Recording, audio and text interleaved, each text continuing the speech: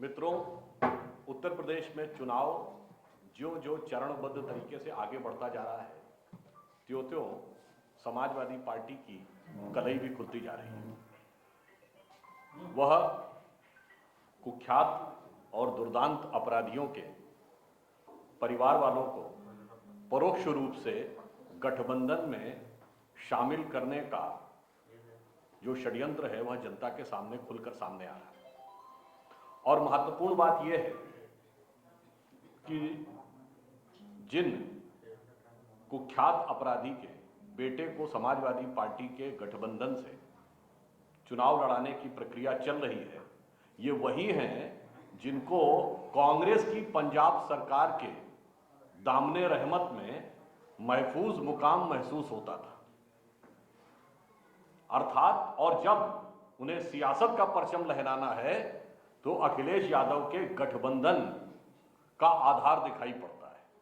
इससे स्पष्ट है कि अपराधीकरण, माफियावाद और गुंडागर्दी के मामले पर ये सभी पार्टियों में एक दुरभिसंधि है और किसी भी कीमत पर ये लोग इसी आधार पर राजनीति करना चाहते हैं।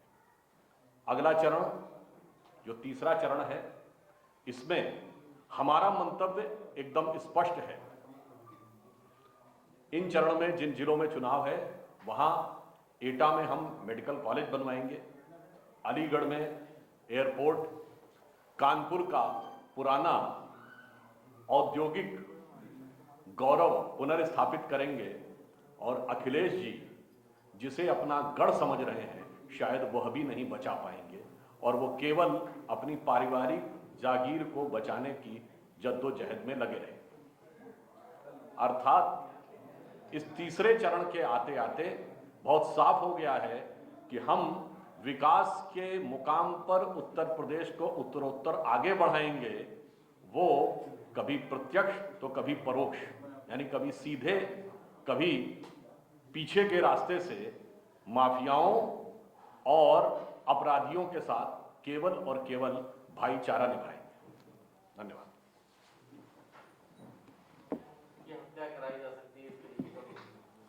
देखिए, इस समय चुनाव की प्रक्रिया चल रही है और समस्त प्रशासनिक व्यवस्थाएं चुनाव आयोग के अधीन होती हैं। इसमें चुनाव आयोग जो भी उचित निर्णय लेगा, परंतु राजनीतिक दृष्टि से मैं कहना चाहता हूं, जो पहले सपा के लोगों ने कल पिछले चरण में कुछ आरोप लगाया और ये उनकी अवश्यंभावी पराजय का आधार बना रहे हैं।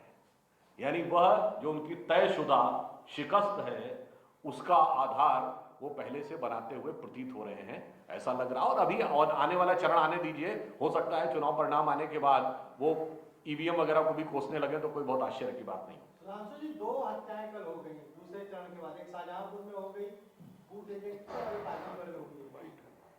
बस ठीक, पर क्या कहेंगे? आज बाइट है भाई।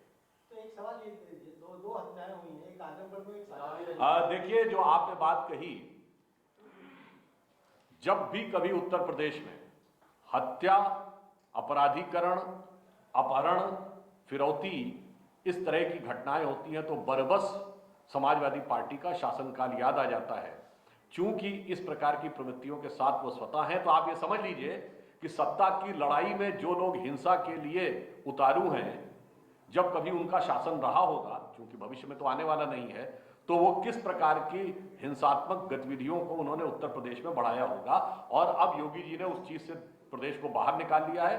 अगले चरण में उत्तर प्रदेश का इस दृष्टि से एक नवीन कायाकल्प जनता के आशीर्वाद से इस दूसरी पारी में भारतीय जनता पार्टी करेगी। बहुत धन्यवाद।